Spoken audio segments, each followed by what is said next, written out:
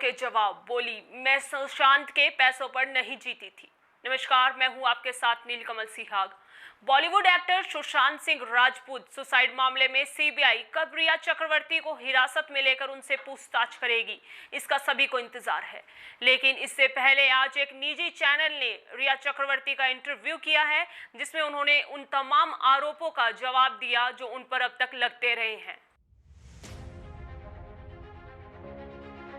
रिया ने बताया कि यूरोप के ट्रिप जाने वाले दिन सुशांत ने मुझे और सबको बताया कि उसको फ्लाइट में बैठने से बहुत क्लोस्ट्रोफोबिया है।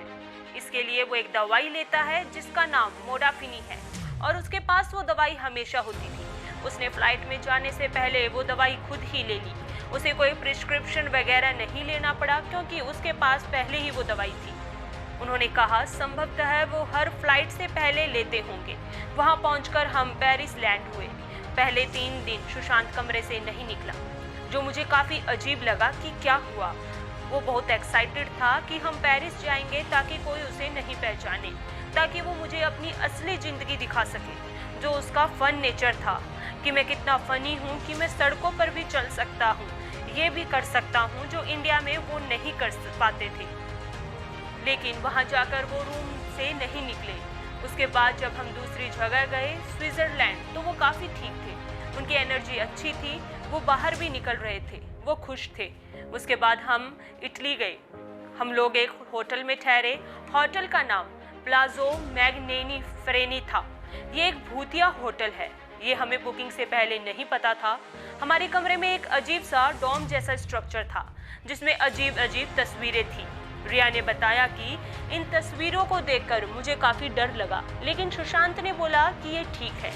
उस रात वो सो नहीं सका। उसने बोला कि यहाँ पर कुछ है। मैंने बोला कि बुरा सपना है। हम सभी को चिंता हो रही थी। आपको अगर कोई जगह भूतिया लगने लगे या कुछ विचित्र तस्वीरें दिखने लगे तो आपको जाहिर तौर पर लगेगा कि यहाँ पर कुछ हो सकता है, लेकिन ये आपका कभी कभी वहम भी होता है। मैंने बोला कि यहाँ से चेकआउट करते हैं, लेकिन वो नहीं माना। उसके बाद से उनकी तबीयत थोड़ी थोड़ी खराब होने लगी। मतलब वो कमरे से बाहर नहीं निकलना चाह रहे थे। पूरी ट्रिप के दौरान मैंने उनसे बात की और उन्होंने मुझे कहा कि 2013 में उनके साथ ऐसा हुआ था कि जब उन्हें एक डिप्रेसिव एपिसोड हुआ था। वो एक साइकेट्रिस्ट से मिले थे जिनका नाम शायद मिस्टर हरेश शेट्टी था और उन्होंने ही सुशांत को ये मोडाफिनी वाली दवाई प्रिस्क्राइब की थी, क्योंकि तब तक मुझे शक होने लगा था कि सुशांत को क्या हुआ है। तब उसने मुझे बातें बताई। साइकेट्रिस्ट से मिलने के बाद वो ठीक थे। बीच बीच में उन्हें कई बार एंजाइटी अटैक आते थे, लेकिन अब वो काफ़ी ज़्यादा डिप्रेस और परेशान लग रहे थे, तो हमें ये ट्रिप कट शॉर्ट करनी पड़ी। रिया ने बताया कि मुझसे पहले भी 6 लड़कों के साथ थाईलैंड की एक ट्रिप पर गया था, जहां उसने 70 लाख रुपए खर्च किए और एक प्राइवेट जेट लेकर गया था। ये सुशांत का लाइफ स्टाइल चॉइसेस थी। वो जैसे भी अपनी ज़िंदगी जीना चाहता था, उसमें आप कौन होते हैं बताने के लिए कि उसे कैसे जीना चाहिए। उसे 5 स्टार में रहना चाहिए और गर्लफ्रेंड के साथ ले जाना चाहिए कि नहीं, उसकी मर्जी है।